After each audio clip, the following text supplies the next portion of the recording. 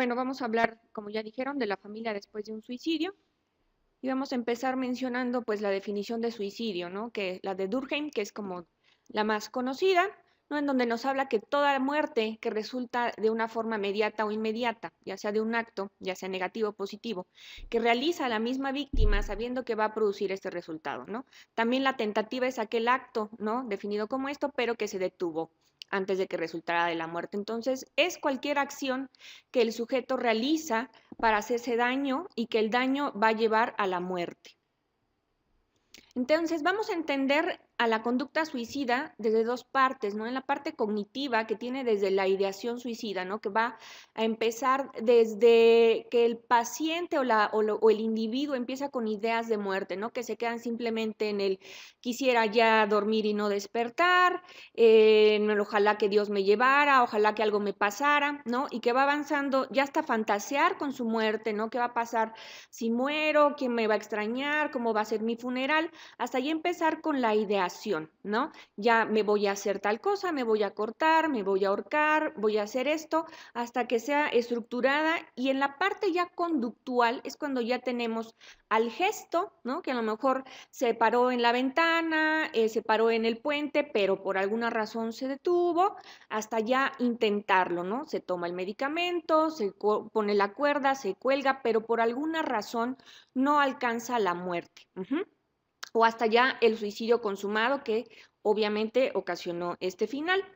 El tener ideación suicida es un factor de riesgo muy importante para consumar el suicidio, entonces no hay que dejarlo de lado, ¿no? Cualquier persona que ya nos esté hablando de morir, de cómo sería esto, de ya no estar, hay que tenerlo en cuenta, ¿no?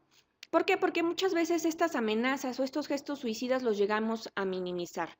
No nada más el personal de salud, sino la misma familia, ¿no? Por ejemplo, hay algunos padecimientos, el trastorno límite, ¿no? Donde uno de los criterios de este padecimiento es justamente las amenazas o los gestos suicidas, ¿no? Entonces la misma familia se llega a cansar o el mismo personal de salud que dice, bueno, es que esta persona llega muy frecuentemente al servicio y la verdad es que nunca lo va a hacer. Seguramente en una de esas sí lo va a lograr y entonces no hay que minimizarlo.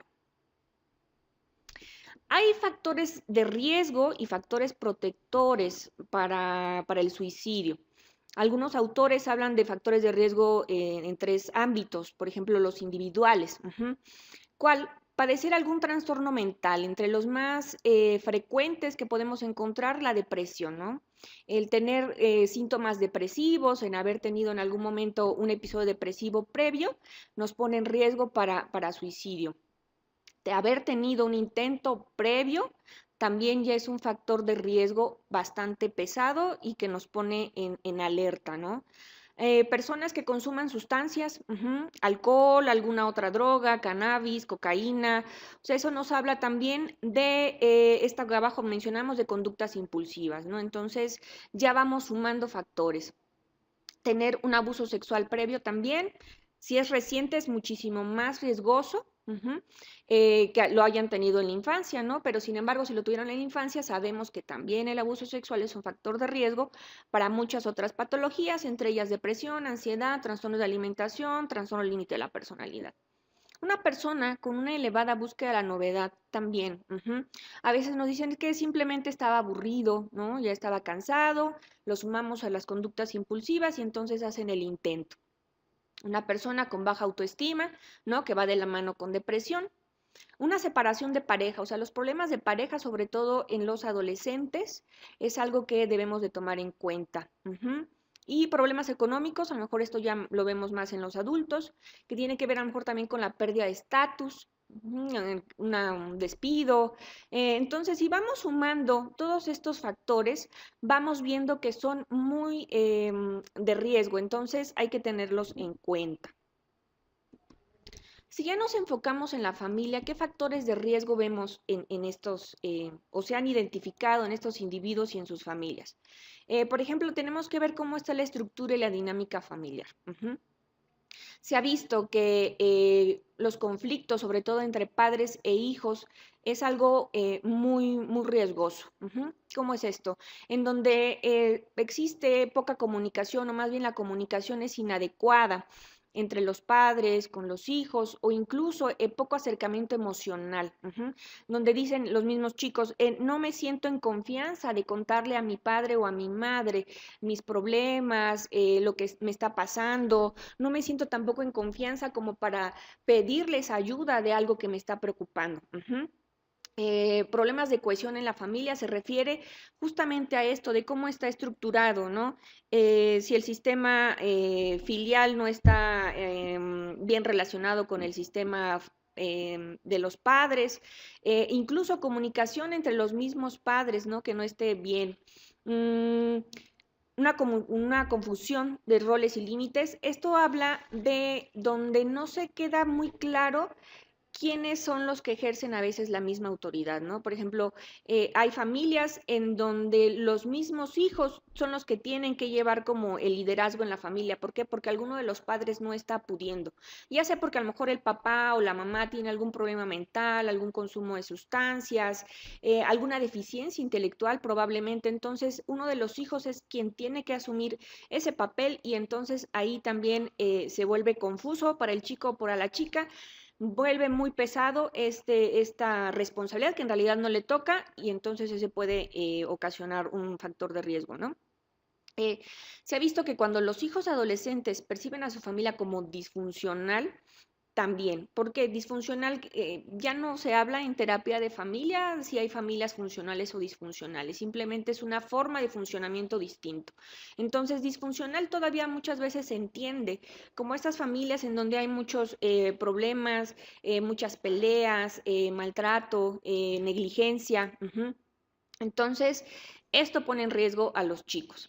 También que en la familia alguien se haya suicidado o alguien lo haya intentado. Entonces es como a veces se ve o se percibe ya como una salida a la problemática, ¿no? O así lo aprenden, ¿no? Si papá o mamá lo han intentado antes y dicen, bueno, le funcionó aparentemente para salir de la problemática, pues igual y a mí me puede funcionar. ¿Qué factores sociales pueden ser de riesgo para el suicidio? Bueno, tener un vecindario violento, que vivamos en una zona en donde estamos con pocos recursos también de apoyo social, ¿no? Ya si ponemos el vecindario violento, ¿no? Tenemos pues asaltos, secuestros, entonces es obviamente que nuestros vecinos no van a ser personas con las cuales podamos apoyarnos en algún momento dado de problemática, ¿no? Que nuestras familias, ¿no? Nuestra familia cercana o nuestra familia extensa no esté por ahí. También, ¿por qué? Porque cuando las familias tienen el apoyo de la familia extensa, ese puede ser un factor protector. Entonces, si no tenemos apoyo social, se queda como la familia desamparada o el individuo desamparado. Sucesos estresantes, por ejemplo, ahorita con lo del terremoto, ¿qué vemos en esas personas de riesgo? ¿No? Pues pérdida de sus bienes materiales, pérdida de familiares. Entonces, todo eso los pone en riesgo de deprimirse, de un estrés agudo. Y entonces, eso ya es un foco rojo ahí también.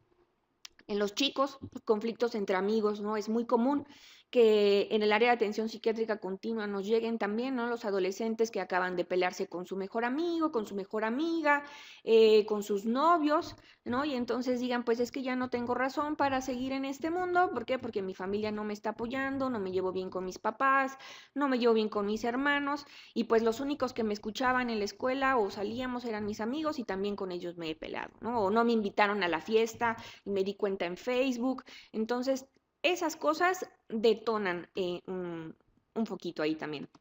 Los adultos, los conflictos laborales, como decíamos, a lo mejor la pérdida de estatus, se perdió el empleo y de igual forma, o sea, llega un momento en donde el individuo está como tan atiborrado, tan enfrascado en solamente un conflicto y ya no ve otra salida y lo único que dice, pues mejor ya no estoy aquí para ya no hacerle daño a más nadie. Sin embargo, del otro lado, así como hay factores de riesgo, podemos encontrar algunos factores protectores, como cuál, una adecuada comunicación familiar, ¿no? Se ha asociado que entre más confianza se tenga para comunicar a los padres las problemáticas y que los padres también reciban a los hijos de una forma más cálida, más empática, más amorosa, pueden disminuir, incluso prevenir que aparezcan las ideas suicidas, ¿no? Entonces, entre menor rechazo se tenga por ambos padres hacia el hijo, es un factor protector. Sobre todo con los varones, se ha visto que si tienen un adecuado apego con la mamá, es un factor protector. Porque con la mamá, perdón, se puede tal vez asociar a que la madre es o se ve que es el cuidador primario, ¿no? Sin embargo, es en realidad con el cuidador primario, con quien se tiene este apego y con quien se tiene esta confianza. Em, y también que el mismo individuo tenga una menor dificultad para afrontar los problemas, ¿no? Que tiene que ver muchas veces con los factores de resiliencia del mismo individuo, ¿no? O sea, qué capacidad tengo yo para identificar mis problemas, para buscar ayuda, para comunicarlos, ¿no? Porque también vivimos muchas veces en una sociedad en donde si nosotros decimos me siento triste, me siento ansioso o tengo esta problemática, lo primero que se hace muchas veces es rechazar, decir no pasa nada, tú échale ganas y entonces pues se ve que no hay una empatía, una escucha y ya no se vuelve a pedir ayuda. Entonces, los problemas familiares van a afectar de una forma indirecta al riesgo suicida. ¿Por qué? Porque tienen un efecto sobre la depresión, ¿no? Todo esto va a ir mermando la relación familiar, el cómo se va a percibir el individuo y entonces puede desembocar en un episodio depresivo. Y sabemos que el episodio depresivo, si no lo manejamos a tiempo, a la larga puede convertirse en un episodio grave, ¿no? Que es cuando ya tenemos la ideación suicida, los intentos y por lo tanto un suicidio consumado. Un factor de riesgo muy específico es esto de la discordia entre padres e hijos, ¿no? Peleas constantes con los padres, eso hay que tenerlo muy en cuenta.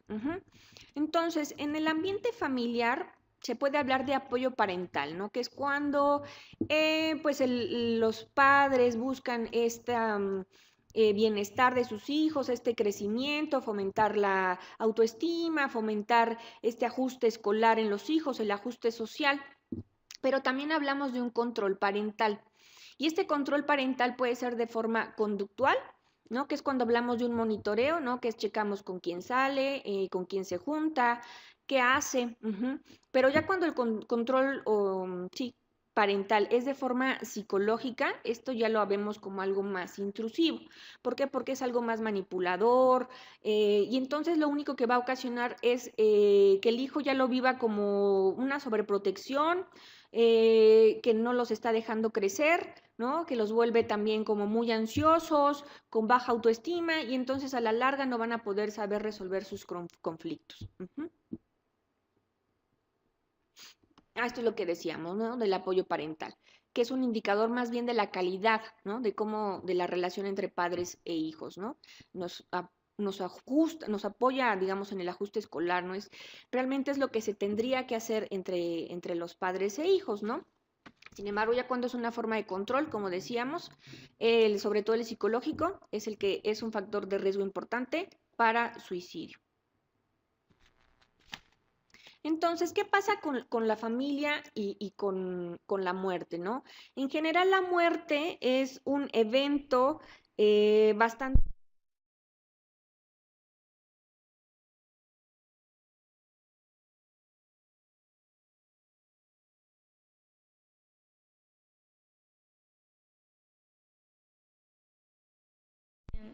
Problemas. Ok, dejé de escuchar. Ok, voy a... les pedimos una disculpa, se nos fue la luz aquí en el instituto, pero ya volvió.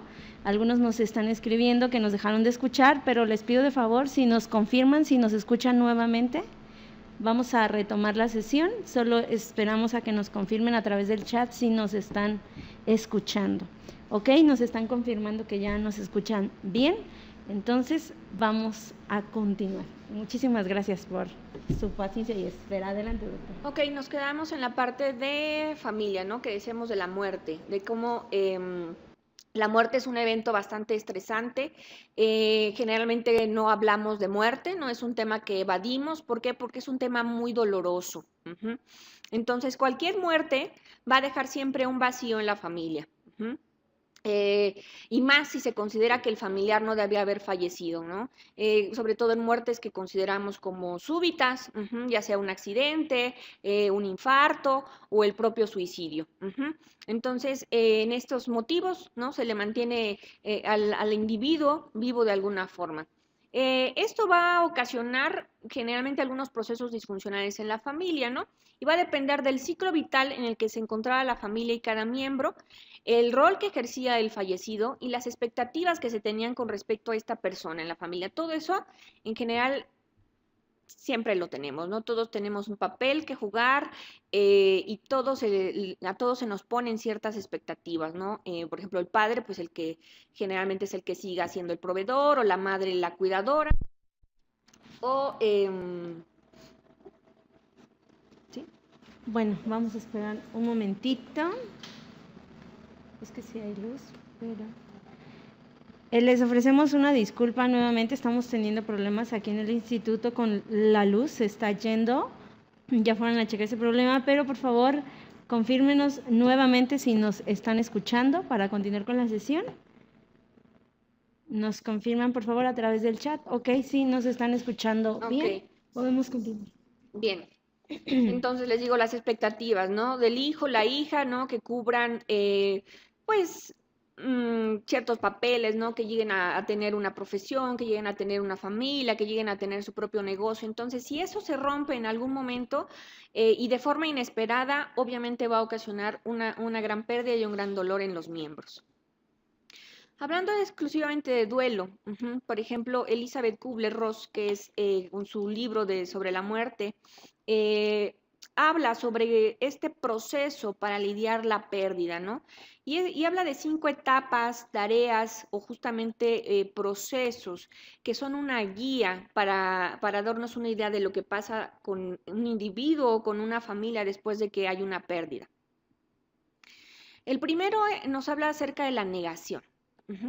La negación es en el momento en que nos dan la noticia de que esa persona, nuestro familiar, nuestra amistad, se murió, ya no está en este mundo. Entonces, si todos, o yo creo que casi todos lo hemos experimentado, ¿no? Es un sentimiento como de no es cierto, ¿no? Hablan a veces de un shock, ¿no? De no está pasando. Entonces es negarlo.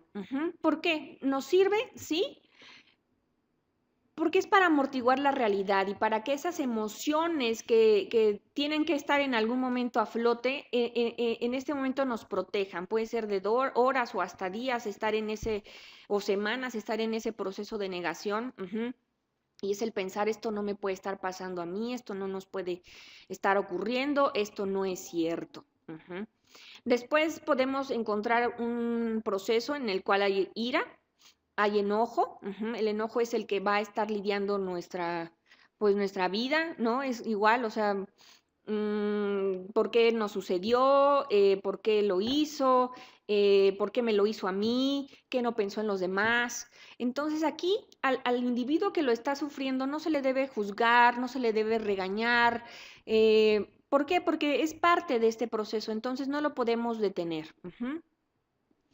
La otra etapa es la negociación. Aquí incluso se busca como si creemos en un ser superior, en un Dios, en la naturaleza, en un destino, ¿no? Es como intentar hacer justamente un acuerdo para que esa persona regrese, ¿no? Incluso estar todo el tiempo como añorando la vida que se tenía antes de que esa persona falleciera, ¿no? O incluso fantasear qué hubiera pasado si no hubiera muerto.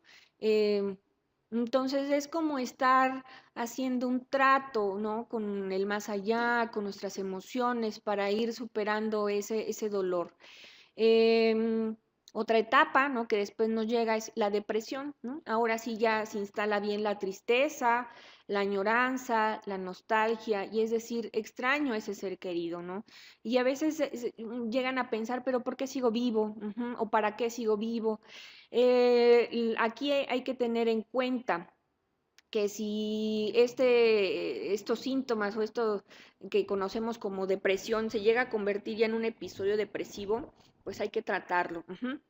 Tal vez nos dicen al principio que no debemos de dar medicamentos ni antidepresivos ni ansiolíticos para tratar las primeras fases, ¿no? Sobre todo la primera, la de negación. Pero bueno, hay que individualizar. Ujú. Si vemos a la persona que está realmente en una crisis y está en riesgo también de lastimarse, ¿no?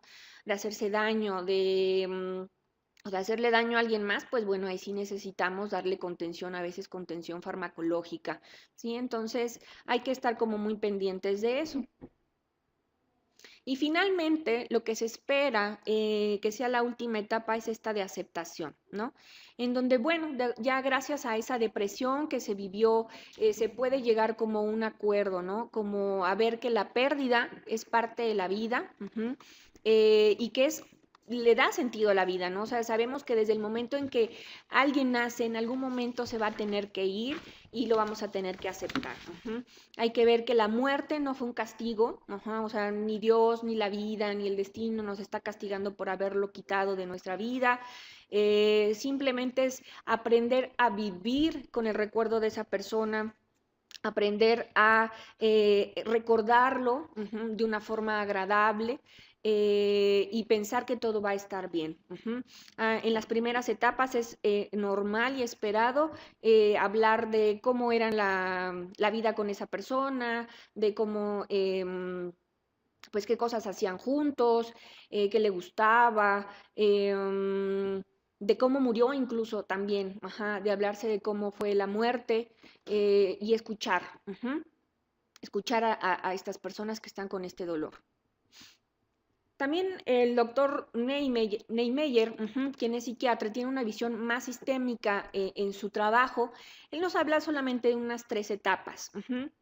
La primera etapa, que es la etapa de evitación, en donde igual es como la negación, en donde hay embotamiento, hay incredulidad, entonces los sentimientos están como tapados, por así decirlo. Después ya viene la parte de asimilación, ¿no? Entonces esto es como tener un entendimiento de forma intelectual y emocional de lo que es la pérdida, si estamos entendiendo el por qué se pudo haber ido, el verlo como que les digo, no fue un castigo, como que no fue una venganza, porque a veces también lo viven como es que fue una venganza, estaba enojado y entonces por eso se fue, o la culpa, que vamos a hablar un poco más de estas emociones.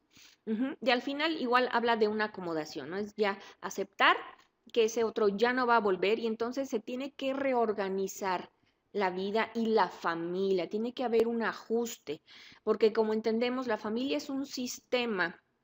Entonces, si se pierde una parte, un engrane de ese sistema, obviamente es una etapa de crisis y se tiene que volver a acomodar la familia. Entonces, el duelo, hablando de familia, el duelo familiar se va a resolver hasta que cada uno de los miembros consigue resolverlo. Si alguno de ellos no lo consigue, obviamente va a presentar algún trastorno mental y ese trastorno mental va a influir en el resto de la familia. Incluso se habla, ¿no? De si una persona está deprimida, hablamos que la familia está deprimida. ¿Por qué? Porque va a estar actuando en relación a ese individuo que está deprimido, va a pues tener una conducta, unas emociones con respecto a. Entonces no nada más es, pues él está deprimido o él está ansioso. No, o sea, toda la familia lo está viviendo y lo está sufriendo. ¿De qué va a depender de que se lleve a cabo el duelo y se resuelva? Pues bueno, del apego que se tenía con esa persona. Del tipo de muerte, entonces si hablamos de suicidio va a ser un poco más complicado. De los recursos que tiene esa familia para afrontar las crisis, ¿no? Podemos ir en una sesión sistémica, en una sesión familiar, ir investigando cómo han resuelto otras crisis, cómo han salido adelante en otros eventos, ¿no? Porque les decimos, o sea, todas las familias pasan por crisis, o sea, no hay alguna familia en donde no tenga algún evento y en general salen. Ujú. ¿Por qué? Porque tienen esa capacidad, esa flexibilidad. Pero cuando ya requieren la ayuda de un terapeuta familiar, de un terapeuta individual, es porque están atorados en esa crisis y hay que sacarlos de ese atorón, digamos. Entonces, si el duelo se ha prolongado, el duelo llamamos patológico, podemos hablar de tres tipos de duelo, ¿no? Por ejemplo, el duelo retardado, es decir, se estuvo tanto en esta fase de negación, ¿no? Como de embotamiento y entonces se hizo como que no pasaba nada, como que no sucedió, como que a mí no me dolió, a mí no me importó, pero en algún momento dado va a aparecer. Ujú. Meses o años después, ante algún evento similar o algo mínimo, y entonces aparecen ya los síntomas del duelo. El duelo inhibido, que es esto que les digo que permanece como que no pasa, como que no duele, como que no está, ¿no? Pero vemos o sabemos que le puede estar doliendo a esa persona. Ujú. Y el duelo prolongado, que les digo, se prolonga más allá del año. Ujú. Ya hay otras síntomas, a lo mejor ya está un duelo, síntomas depresivos como tal, y estos síntomas depresivos que también en algún momento dado podemos llevar a identificar en esa otra persona el riesgo suicida, entonces hay que tenerlo en cuenta. Mm,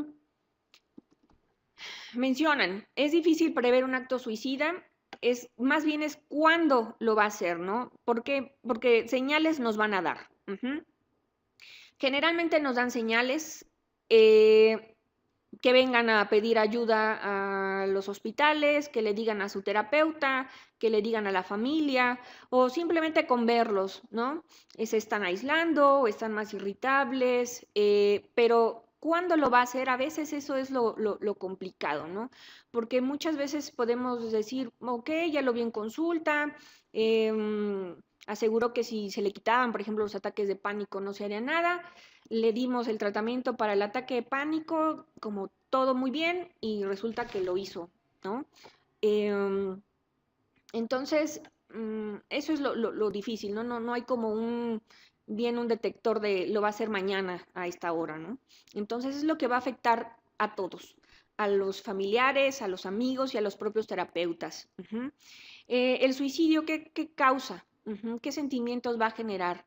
Sentimiento de abandono, de me dejó, ujú, se fue, no pensó en mí, de reclamarle justamente eso, de que no pensó en mí como su esposa, no pensó en mí como su madre, como su amiga, e incluso el mismo terapeuta es de, ¿qué no me pudo haber avisado? ¿Por qué no me llamó? ¿No? Y entonces muchas veces se quedaba la culpa, ¿no? ¿Qué me dijo y no escuché? ¿Qué hizo y qué no vi? Ujú. ¿Qué pude haber hecho más? Si yo le hubiera insistido en que se quedara hospitalizado. Por ejemplo, aquí en el instituto tenemos como la parte legal de los internamientos, ¿no? Todos los internamientos, todas las consultas aquí son voluntarias. Entonces, es demasiado frustrante cuando encontramos a un sujeto, ¿no? Que tiene mucho riesgo suicida y se le ofrece el hospital, se le dicen todos los beneficios de estar hospitalizado y nos dice no, muchas gracias. Ujú. No, yo sé que ustedes se preocupan, pero la verdad yo no me quiero quedar. Y ahí nos sacan, ¿no? Ya de, pues es que tengo otras cosas que resolver, tengo otras cosas que hacer, pero ahí es donde notamos la ambivalencia, ¿no? Y nos tienen que firmar que no se quieren quedar. Ujú. Pero pues nosotros no nos quedamos muy tranquilos, la familia obviamente no se va nada tranquila y pues hay que recomendarles, ¿no? Y se les entrega una hoja de referencia para hospitales en donde no se requiere realmente el consentimiento del paciente, sino del familiar del criterio médico. Ujú. Y esperamos que la familia lo lleve, pero ese sentimiento está. Otro sentimiento que se puede generar después de un suicidio en la familia es vergüenza. Ujú. Es como mi familiar se mató. ¿Qué van a pensar de mí? ¿No? O sea, que yo fui una mala madre, que fui un mal padre, un mal hijo, ¿no? Y entonces viene de la mano con el estigma. Ujú. Mi familia, alguien se mató. Ujú. O sea, qué pena. Prefiero decir que chocó, que lo mataron, que le dio un infarto, a decir que tenía una enfermedad mental y eso fue lo que le ocasionó la muerte, ¿no? Y los sentimientos ya de autodestrucción, ¿no? El creer, pues ya no estoy no necesito estar aquí y entonces necesito estar con él, con ella, ¿no? Y me quiero ir y entonces empezar a buscar conductas de riesgo. A veces no directamente pueden ser las ideas suicidas o los intentos, ¿no? Empezar a consumir más alcohol, empezar a consumir drogas, ponerse en situaciones de riesgo, ¿no? Manejar de forma pues riesgosa, salir de noche, salir con desconocidos. Entonces, todas esas conductas que en algún momento lo pueden poner en riesgo al familiar. A veces el suicidio se vuelve un secreto familiar, ¿no? Algo que no se dice, ya no, nadie habla de él. Y cuidado si alguien lo menciona, ¿no? Así como de, oh, yo sé que en mi familia el tío fulanito creo que se mató, pero pues nadie habla de eso, ¿no? ¿Por qué? Porque les digo, va de la mano con la vergüenza y el estigma. Entonces, podemos hablar del término de sobreviviente. Sobreviviente se les dice también justamente a los que intentaron, pero no lo consiguieron, pero también es al que queda, al familiar, a la amistad. Entonces son estos sobrevivientes del suicidio.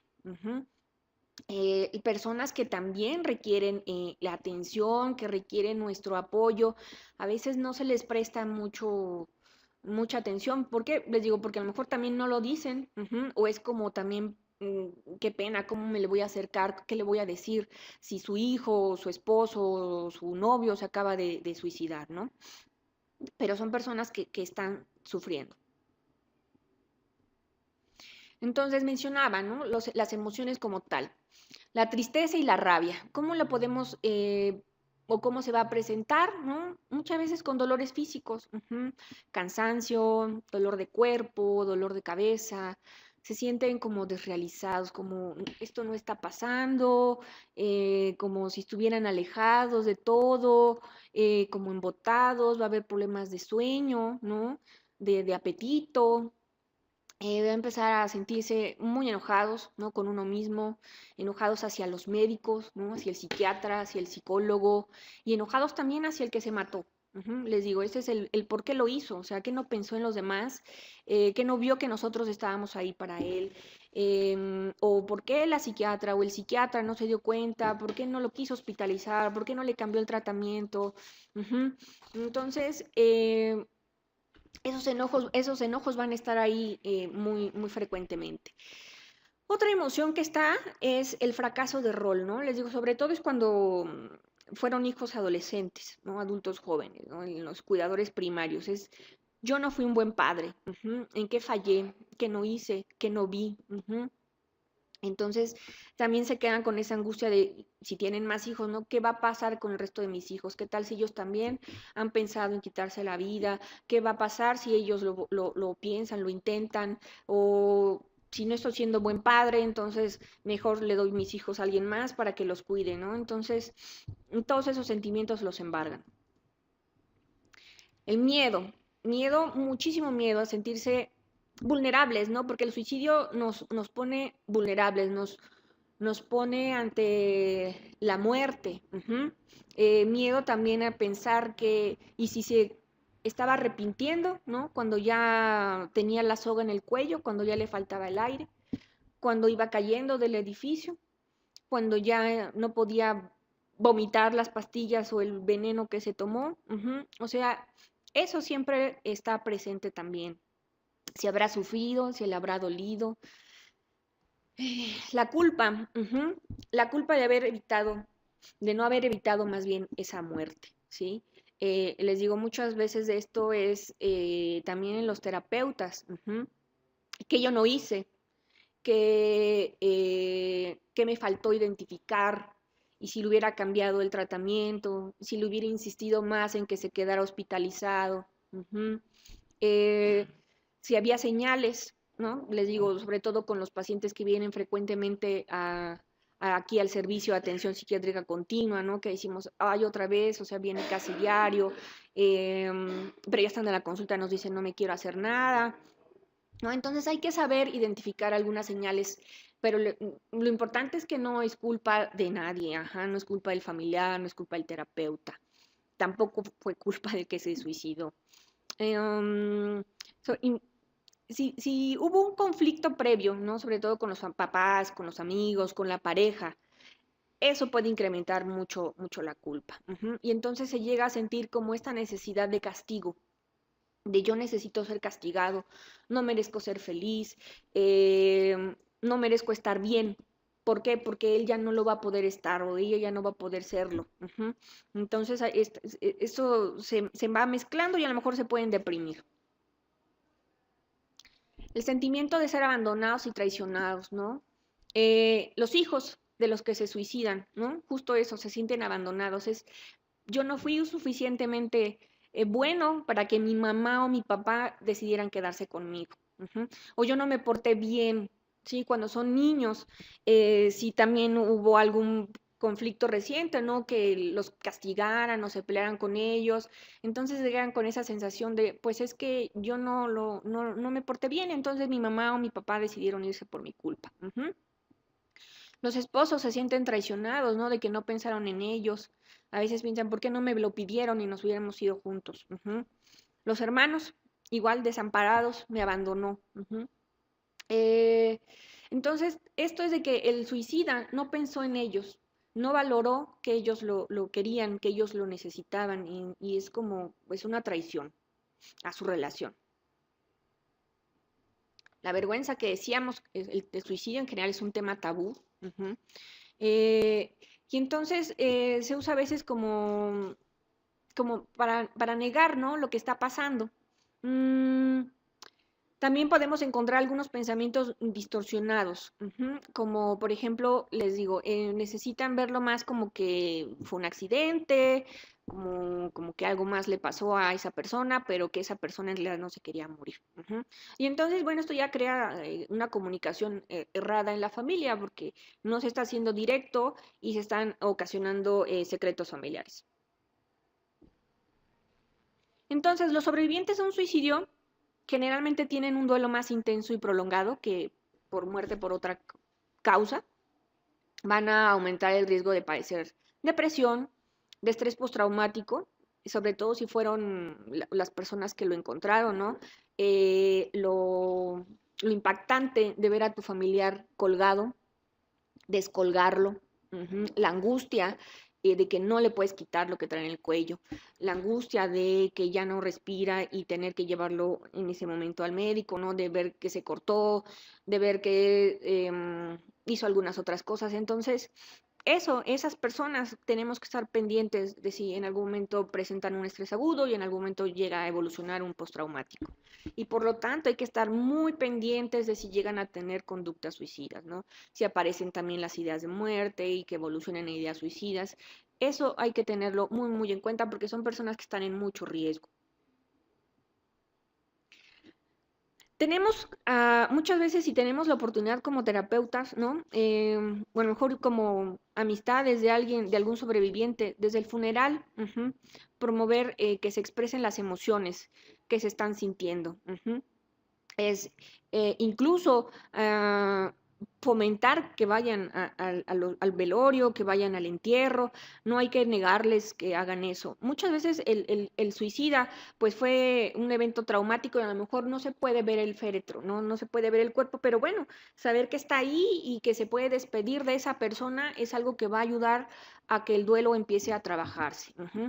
Hay que ver quién era tal vez la persona más cercana al suicida y empezar a trabajar con esa persona, a escucharlo, a brindarle apoyo. Se tiene que empezar a confrontar la realidad con los sentimientos de culpa. Entonces hay que diluir justamente estos aspectos culpabilizantes, ¿no? Justo lo que decíamos, no hay culpables, tomó una decisión, pero no fue ni culpa ni del suicida ni de nadie más. ¿Por qué? Porque esto si no se quita la culpa va a ser algo que va a estar ahí mermando la salud mental. Eh, Hay que hablar sobre el suicidio, de cómo impactó a la familia, cómo impactó a cada miembro. O sea, cada miembro tiene que ser catarsis de esto, de todos los sentimientos que están teniendo, del miedo, del enojo, de la tristeza. No se tienen que negar, no se tienen que esconder las emociones.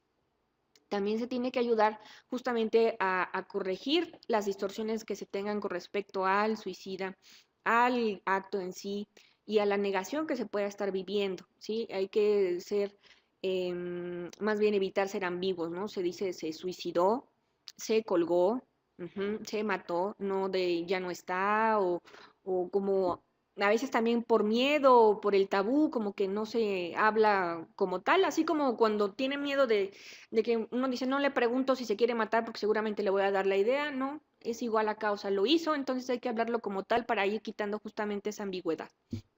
Eh, y ver al fallecido sin juicios, ajá, o sea, no estarlo juzgando de si hizo mal, si hizo bien o qué hubiera hecho diferente.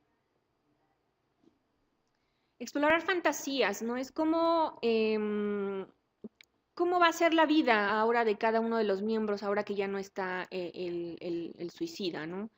¿Cómo les va a afectar a cada uno?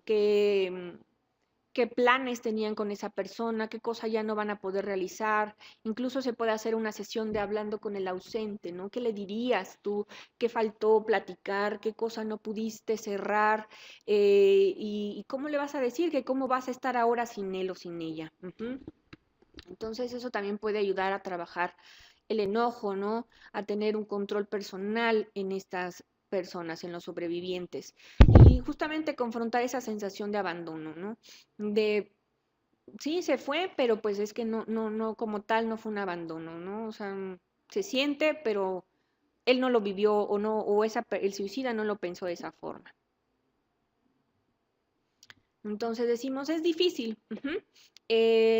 darle sentido a la muerte eh, cuando la muerte es repentina y violenta, como en este caso es el suicidio, ¿no?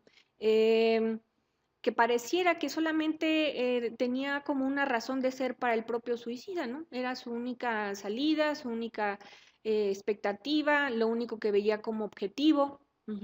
Para el resto no hay explicación. Ya no sabemos o queremos pensar por qué no pensó en otra solución, por qué no me avisó, por qué no fue al hospital, ¿no? Entonces es difícil como encontrarle un sentido. Mm, pero bueno, si no, pero hay que buscarle como tal, porque si no se logra, se buscan justamente estas distorsiones y pueden complicar el duelo. Por ejemplo, el duelo va a depender del tipo de relación que se tenía, ¿no? Por ejemplo, el duelo en los padres. Muchas veces los padres vienen buscando el porqué.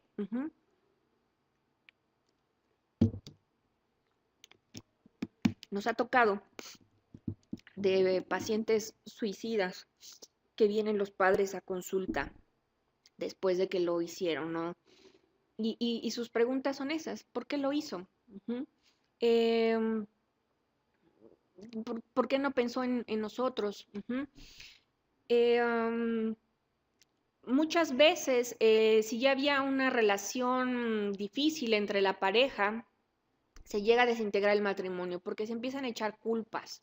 No, que tú no le prestaste mucha atención o tú estabas ausente, tú lo dejabas salir con esos amigos, tú le dabas mucha libertad.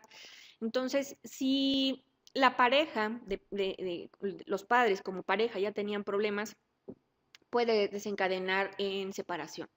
Pero en cambio, si los padres como pareja están funcionando bien, se puede fomentar que se apoyen el uno al otro y eso puede ayudarles al resto también de los hermanos si quedan.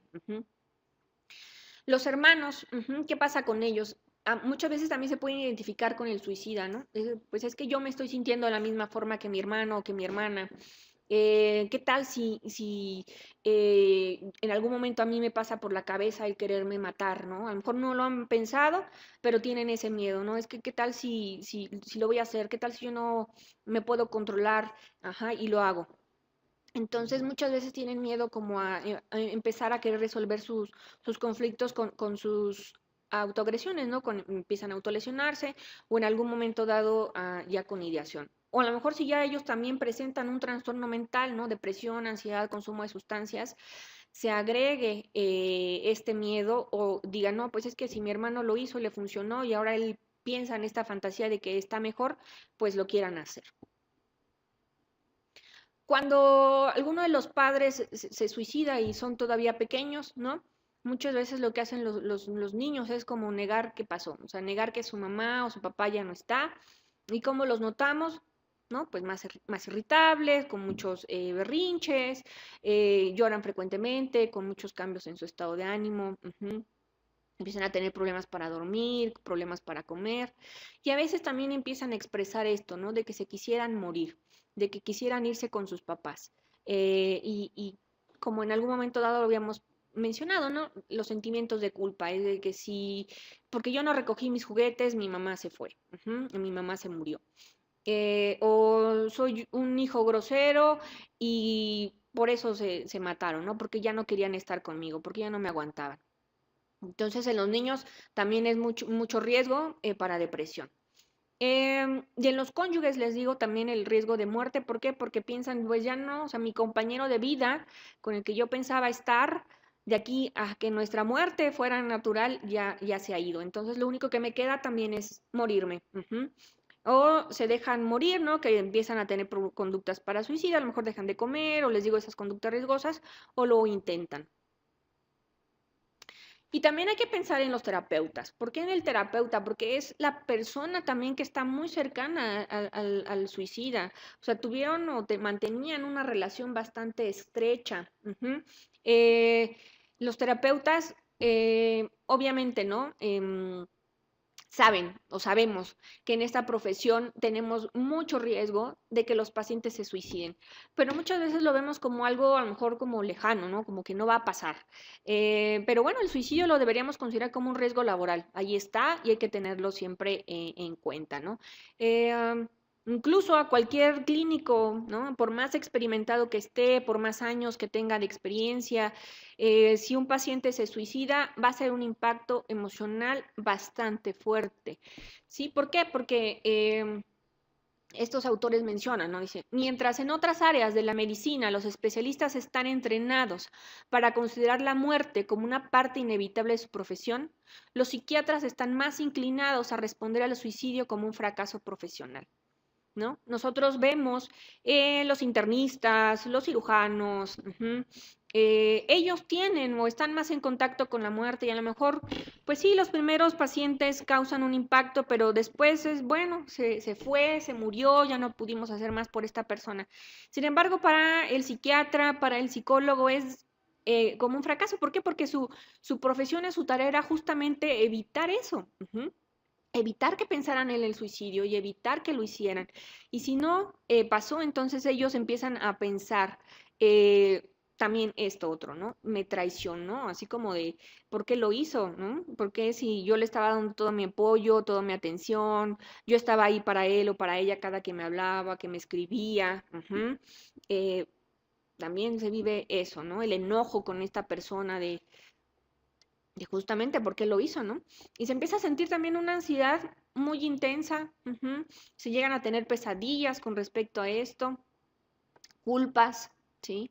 Y muchas veces es culpa de qué van a pensar mis compañeros, qué van a pensar mis colegas, van a pensar que yo no hice más, que yo no hice bien mi trabajo, y entonces empiezan a sentirse como que ya no tienen una buena o ya no sirven como profesionales, ¿no? Empiezan a cuestionar si pueden continuar siendo terapeutas, siendo psiquiatras, siendo psicólogos, de por qué me metí en esto, ajá, si ni siquiera pude salvar a esta persona. Y con las personas que les están ya dando o refiriendo ideas suicidas o estos pacientes suicidas, empiezan a ser mucho más cautelosos con sus intervenciones, ¿no? Y a veces pues eso tampoco llega a ser como tan bueno, porque el juicio clínico se puede empezar a ver debilitado. Y se sienten muchísimo más responsables con estos pacientes. ¿Sí? Entonces eso va a la larga también a ocasionar que el propio terapeuta se sienta abrumado, agotado y llegue a un estado de burnout, a lo mejor, más rápido. Entonces, para hacer ya una intervención como tal, por ejemplo, en las familias, ¿qué podemos hacer? Les digo, tenemos que ir evaluando ante las crisis, ya sea personales o familiares, cómo las afrontan, qué hacen en estas situaciones e ir identificando justamente los aspectos positivos, los aspectos los factores protectores, por así decirlo, que tengan, para ayudarnos de esos fomentarlos, promoverlos y evitar un trastorno mental. Ir evaluando si estas personas tienen conductas agresivas hacia sí mismos. Les digo si hay conductas de autolesiones, de autodaño como tal, de ya tener ideación. Ir valorando también qué significado para ellos tiene la vida, qué significado tiene la muerte. Ver en qué fase del duelo está cada uno de los miembros de la familia. Y les digo sobre todo los recursos familiares, personales y sociales. Por ejemplo, hablando así como tal de esta etapa, ¿no? De la resucitación, es, aunque sientan que algo en ellos ha muerto, hay que continuar con las actividades, ¿no? Es como resucitar justamente este que se queda, ¿no? No verlo en como ya se fue mi hermano, mi esposo, mi pareja, ¿no? Y entonces yo ya estoy muerto, no, hay que continuar con sus actividades, incluso con las actividades que hacían con el suicida, ¿no? Si decían antes me iba con él a correr todos los domingos, ahora ya no lo voy a hacer nunca, no, sí, hay que retomarlo, pero ahora ya sin esta persona, ¿no? Y no verlo como una traición, como les digo, como que ya no lo estoy o no lo puedo disfrutar, no. Eh, Rehabilitarse, ¿no? En el sentido de a lo mejor buscar conferencias, algunas películas, algunos libros, para ir soltando justamente estos sentimientos, liberándolos, sintiéndolos y que vayan poco a poco siendo cada vez menos intensos más bien y que perduren menos. Y ya la parte de renovación, ¿no? Aceptar que ellos están vivos. Esta persona ya no lo está, pero ellos tienen que seguir haciendo sus cosas.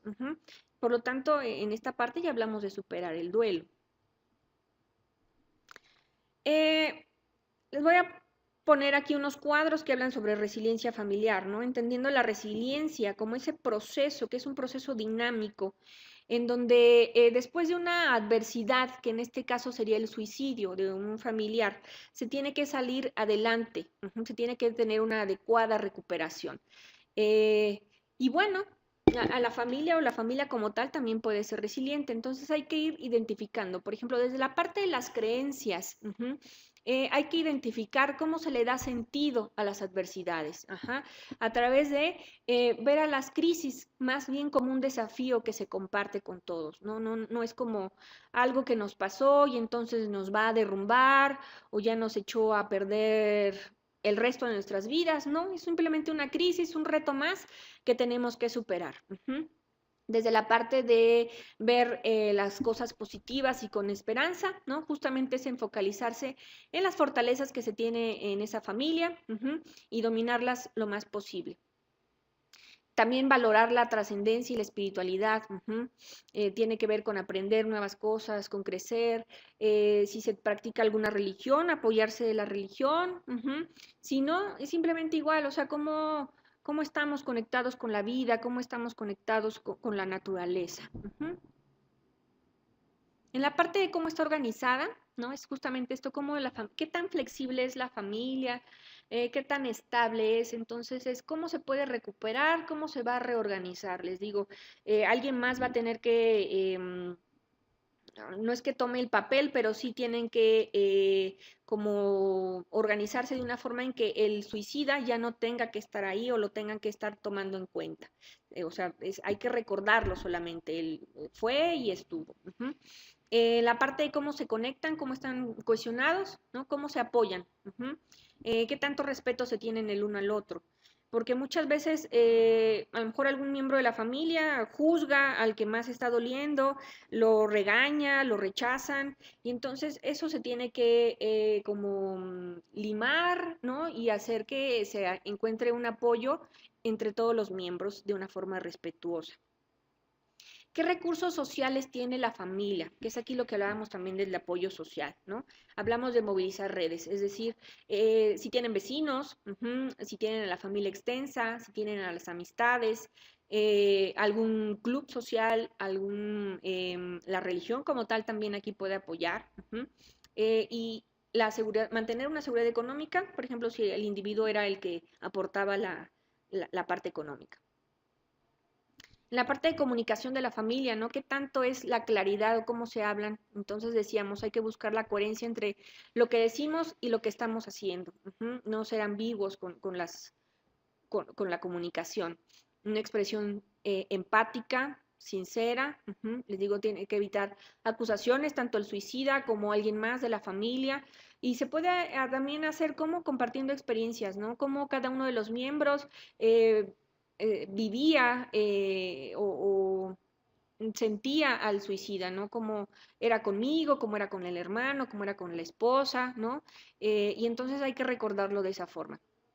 La resolución de problemas de una forma colaborativa son medidas concretas, ¿no? Es ir paso a pasito, que podemos ir previniendo de qué puede pasar, si alguien se pone muy triste, si alguien está con estrés postraumático, entonces qué podemos ir haciendo, ¿no? Es buscarle solución a las cosas. Y por ejemplo, justamente en jóvenes, ¿no? ¿Cómo ir fomentando la resiliencia ante el suicidio, ¿no? Que tiene que ver muchas veces con con otras patologías, ¿no? ¿Cómo podemos fomentar la resiliencia? De forma individual, hay que ir evaluando, por ejemplo, es el autoconcepto, que si tiene esa persona un autoconcepto positivo, es un factor protector, y si no lo tiene, hay que trabajarlo. Cómo se autorregula, ¿sí? Cómo regula sus emociones, cómo está su flexibilidad cognitiva, es decir, qué tanta capacidad tiene como para adaptarse a los cambios, a las situaciones. Eh, ¿Qué razones tiene para vivir? Eso lo podemos investigar. Em, si hay alguien que lo detenga, ¿no? Los padres, otros hermanos, la mascota, un objetivo de escuela, un objetivo de trabajo. Entonces, hay que buscar qué razones tiene el individuo para continuar con vida. Em, Qué tanta esperanza se tiene en el futuro, ¿no? Autoestima. em, Control de los impulsos, eso es algo muy importante, como decíamos, porque es un factor de riesgo para suicidio. Entonces, si es una persona que tiene un pobre control de los impulsos, sabemos que tenemos mucho riesgo. ¿Por qué? Porque ante cualquier situación, algún enojo, alguna frustración, puede intentar algo, ¿no? Entonces, ya sabemos que son esas personas a las cuales tenerles mayor observación.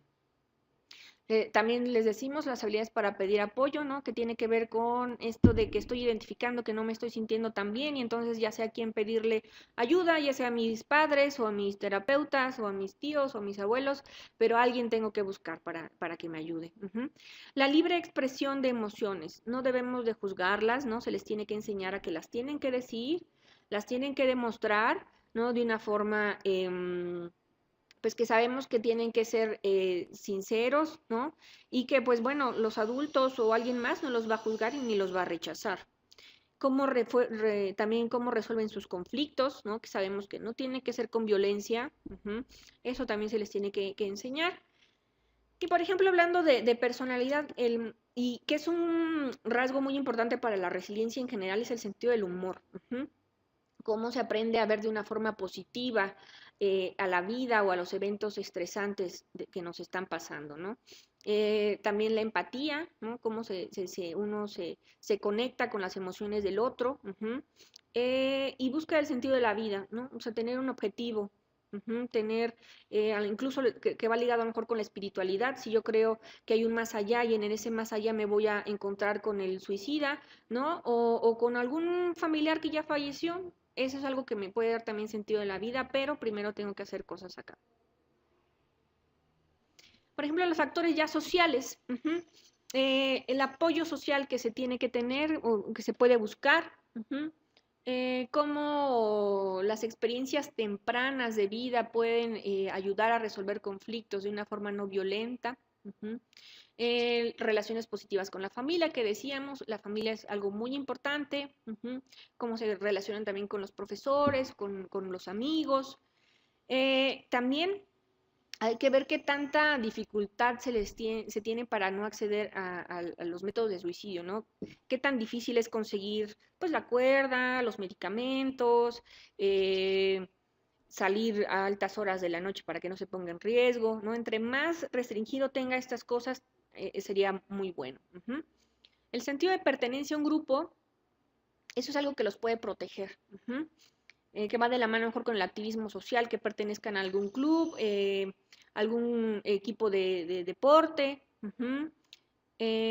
¿Qué otra cosa? Por ejemplo, la identidad sexual y étnica, ¿no? Es decir, que estén orgullosos también de lo que son, no sentirse rechazados o excluidos por esta parte. Mm, que tengan un fácil acceso a los servicios de salud mental, ¿no? Sabemos que cada vez más el estigma con respecto a la salud mental se está quitando y eso nos puede ayudar porque es más fácil que los jóvenes, los adultos busquen atención, ¿no? No es de verlo de, pues es que me siento triste y entonces eso en realidad es algo malo, me siento ansioso y entonces eso significa que soy débil. No, sabemos que son enfermedades que por lo tanto pueden tener atención. Y bueno, formación en diversidad sexual y étnica en profesionales, que también, o sea, nosotros como profesionales también sepamos acerca de diversidad sexual y étnica para no rechazar y no juzgar. Ujú. Y bueno, entonces, el suicidio es algo que impacta a la familia, ¿no? La familia está muy relacionada con esto y hay que tener en cuenta a los sobrevivientes, ¿sí? Les digo, hay que detectarlos, hay que apoyarlos desde el momento en que sucede, apoyarlos en todo momento, hasta que cada uno de los miembros de la familia pueda superar el duelo. Ujú. Y pues bueno, hay que identificar todos los factores de resiliencia en cada uno de los miembros de la familia para fomentarla, ¿no? Y si en algún momento dado alguno de los miembros tiene un trastorno mental, pues atenderlo, no estigmatizarlo, no rechazarlo, ¿sí? Bueno, eso sería todo por mi parte. Muchas gracias.